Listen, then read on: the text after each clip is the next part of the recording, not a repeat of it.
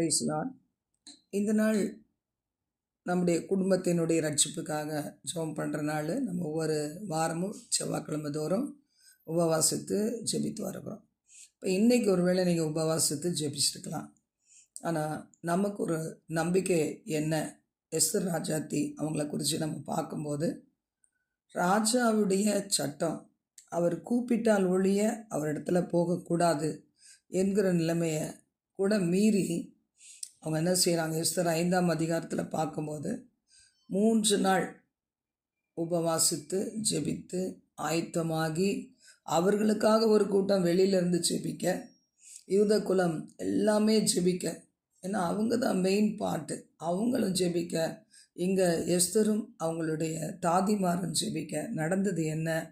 3ஆவது நாளில் எஸ்தர் ராஜவஸ்திரம் தரித்து கொண்டு, அது வரைக்கும் அவங்க உபவாசித்தது, அவங்களுடைய மனதில் உள்ள சோர்வு, ஒருவேளை முகத்தில் ஒரு வாட்டம், அதெல்லாம் இல்லாதபடிக்கு ராஜா கிட்ட ஃப்ரெஷ்ஷாக ராஜ வஸ்திரத்தை தரித்து கொண்டு போகிறாங்க. அப்போது ராஜா கொலுவிருக்கும் ஸ்தானத்துக்கு எதிரே வந்து நிற்கும்போது ராஜா உட்கார்ந்துருக்கிறாரு. அப்போது ராஜாவின் கண்கள் எஸ்தரை கண்டவுடனே முற்றத்தில் இருக்கிறத காண்கிறாரு. உடனே அவன் கண்களில் தயவு கிடைத்தது. உடனே ராஜா தன் கையில் இருக்கிற பொற்செங்கோலை வந்து எஸ்தர் ராஜாத்திக்கிட்ட நீட்டுறாங்களாம். அப்போது அதன் நுனியை எஸ்தர் ராஜாத்தி தொடுகிறாள். இது எவ்வளோ பெரிய ஒரு காரியம் பாருங்கள். இயற்கைக்கு அப்பாற்பட்ட ஒரு அதிசயம்லாம் சொல்லுவாங்க. அதை மாதிரி ராஜா கூப்பிட்டால் ஒழிய போகக்கூடாது என்கிற ஒரு சட்டம் இருந்தாலும் அதையும் மீறி எஸ்தர் போகும்போது அந்த இடத்துல ராஜாவின் கண்களில் தயவு கிடைத்ததாம். எஸ்தர் ராஜாத்தி என்ன சொல்கிறாங்க, முருதகாய் கிட்ட என்ன சொல்கிறாங்க, சூசானில் இருக்கிற யூதரையெல்லாம் அழிய போகிற பிள்ளைகளெல்லாம் கூடி அங்கே 3 நாள் அல்லும் பகலும் உபவாசம் இருக்க சொல்லு, சாப்பிடாமலும் குடிக்காமலும். இங்கே நானும் என் தாதிமாரும் உபவாசம் பண்ணுவோம்.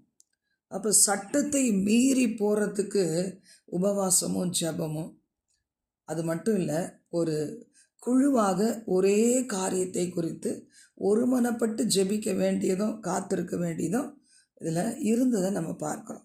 அதன் மூலம் நமக்கு என்ன ரிசல்ட்டு கிடைச்சிது அப்படின்னா, ராஜா ராஜஸ்திரீ ஆகிய எஸ்தரை பார்த்து அவன் கண்களிலே தயவு கிடைக்குது.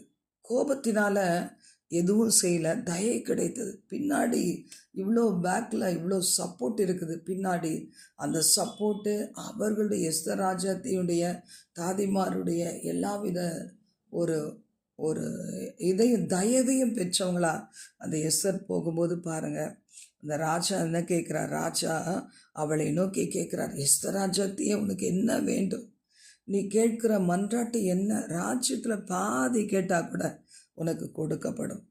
அப்போ பாருங்கள், எஸ்தர் ராஜாத்தி உடனே கேட்கல. அவங்க என்ன செய்கிறாங்க, விருந்துக்கு வாங்க, நான் வைக்கிற விருந்துக்கு ராஜா வர வேண்டும், ஆமானும் வர வேண்டும். அப்போ 2 பேருமா அங்கே உட்கார்ந்து சாப்பிட்றாங்க. இன்றைக்கி உனக்கு என்ன வேணும்னு நீ சொல்லு, இல்லை நான் நாளைக்கும் நான் என்ன செய்ய போகிறேன், நான் உங்களுக்கு விருந்து செய்ய போகிறேன், அதற்கும் வர வேண்டும் அப்படின்னு சொல்லி, அதான் என் வேண்டுதல், அதான் என் விண்ணப்பம்னு சொல்கிறாங்க. அப்போ அடுத்த தினமும் ஆமானுக்கு ஒரே சந்தோஷம், நம்மளை நம்பிட்டாங்க, நம்ம ரொம்ப நல்லவங்களாக இருக்க போல் நினைக்கிறாங்க, என்னையும் கூப்பிட்ருக்குறாங்க, உடனே என்னை ரொம்ப ரொம்ப ராஜா அப்படியே தூக்கி வைத்திருக்கிறார் அப்படிலாம் சொல்கிறான் தன் மனைவி எல்லாரிடத்துலையும். அப்போது மறுபடியும் பார்த்தீங்கன்னா இந்த இடத்துல ராஜாத்தி கூப்பிடும்போது அந்த நாளில் ராஜா அரண்மனைக்கு போகணும்னு நினைக்கிறான். அதே சமயம் மொர்தகாயை பழி வாங்கணும்னு நினைக்கிறான்.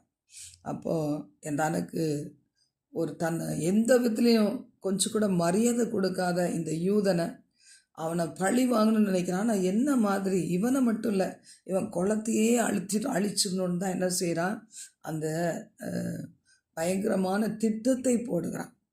ஆனால் பார்த்திங்கன்னா கர்த்தர் எவ்வளோ நல்லவராக இருந்து எஸ்தர் ராஜாத்தி மூலமாக ஆண்டவர் ஒரு பெரிய மீட்பை யூத குலத்துக்கு கொடுத்தார்.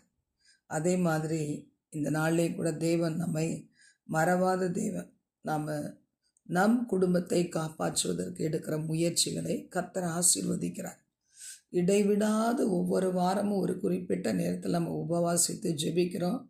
குடும்பங்களிலே ரட்சிக்கப்படாத நபர்கள், பின்மாற்றத்தில் இருக்க பிள்ளைங்களுக்கெல்லாம் ஜெபிக்கிறோம். அது மட்டும் இல்லை, நமக்காக ஜெபிக்கிற ஒரு குரூப் ஆஃப் பீப்புள், நம்ம ஒரு குழுவாக இணைந்திருக்கிறோம்.